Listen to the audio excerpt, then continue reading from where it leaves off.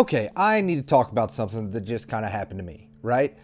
So, if you didn't know, Barnes & Noble had kind of like a buy one, get one 50% off sale going on over the weekend. So I thought, I'm gonna drive on down to the Barnes & Noble, pick up some manga maybe that I've been thinking about, just enjoy my weekend. So I have my stack of manga, which I'll show you actually here in a few minutes, and I'm walking up to the counter, not thinking nothing, just enjoying my Saturday. Get up to the counter, boom, put my books on the counter to check out to give them money for my goods, as you tend to do. And the older lady, I mean no disrespect, she just seemed older with the eyeballs that I was looking at her with. And she goes, "Oh, you like manga?"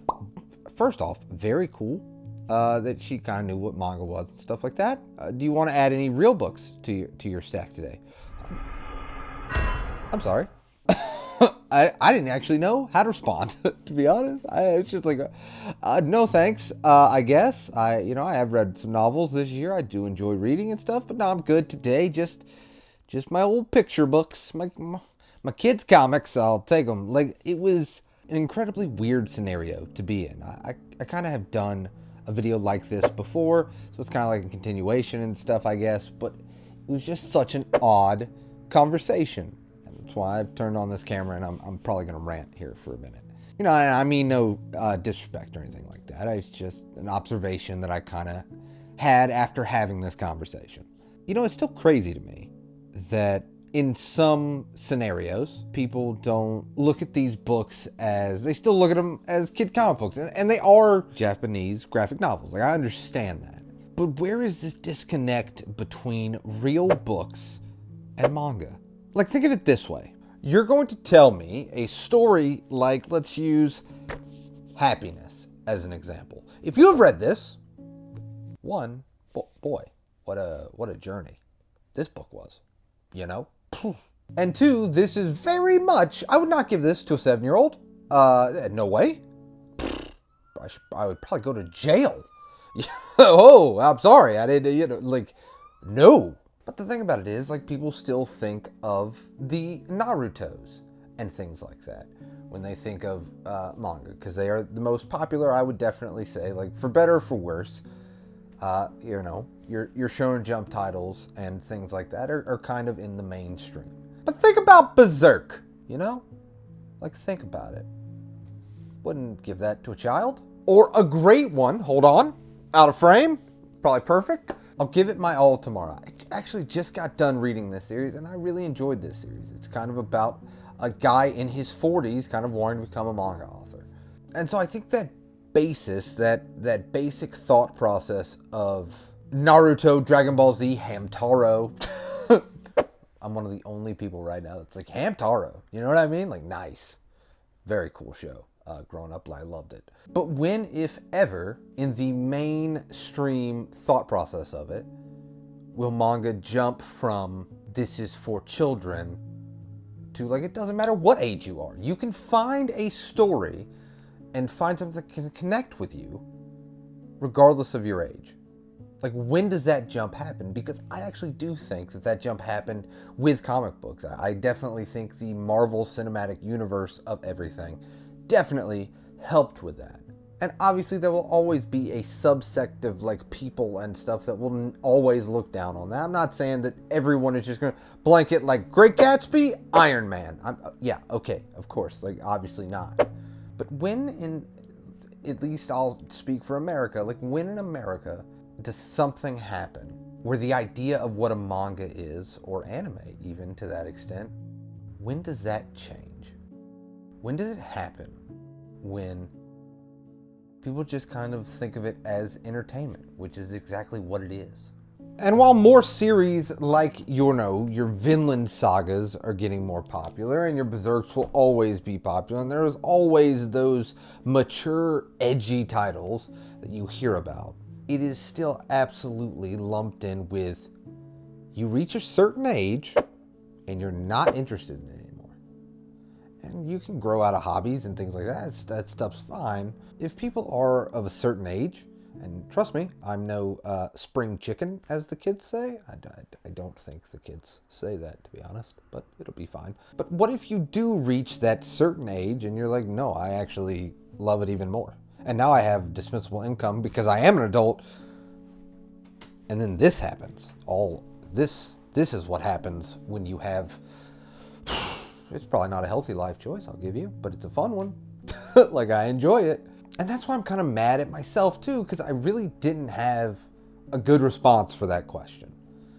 Like, all I can kind of do is, because I don't want to, like, I'm not going to sit there and have a 20-minute conversation of being like, well, actually, hold on a minute. Yeah, there's actually some very adult-themed stories, and I think anyone of any age can get stuff even out of the kiddie manga. They still have themes in those stories that can really resonate with you no matter what your age is. And I'm so aggravated at myself for, like, kind of just doing what I always do, which is like, no, I read real books. I read some real books. I'll take my manga books, thank you. But I have read novels this year. You know, I keep a spreadsheet and everything. I actually kind of do, but that's neither here nor there. And does it matter? Does it actually matter to you or to me or to anyone, like whatever, if you're watching this video? Like, does it matter if you get looked down upon or you get those type of, like, I don't know, the best way that I can describe it, and I'll probably regret it when I edit this, like passive aggressive type questions of like, oh, real books? Oh, you want some real books with your stuff? Like, does that actually even matter? Honestly, I don't think it does, because if you're enjoying it, and who really cares? Like, in the grand scheme of everything, if I cared what people thought of me, I don't think I'd be making manga content on YouTube. You know what I mean? But I don't know, right? Like, and I just really kind of wanted to come to you guys and ask you guys' opinion. Like, what would you do in that scenario? Because I feel like I did not handle it as well as I could have. But should I even have said anything? Does it even matter? It probably doesn't matter. I probably handled it the best way of just like, yeah. Just grab my manga and left. But the perplexing thing is the manga that I was picking up, I'm going to be honest, not kid manga. If you want to see, you made it to the end of this video, you want to see some manga that I picked up, I've actually read some of these already. Some of them are real good. First one up, Tokyo Babylon. It's from Clamp, the same people that did X. I actually think, my buddy told me this character is from X. I read this whole thing. I really, really enjoyed it. And this is not like a manga reading log, but I really enjoyed this thing. Just like the setting and the characters and really the idea, because what it basically is this character hunts down like supernatural things, and he's with his sister and a veterinarian, and they have a really good comedy kind of love story as well. So yeah, I really enjoyed it. Didn't know what to expect, but yeah.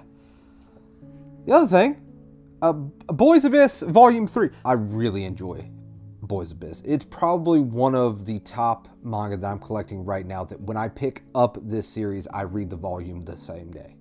And if you've read any of it, not for children, not for kids, not even close, but so good.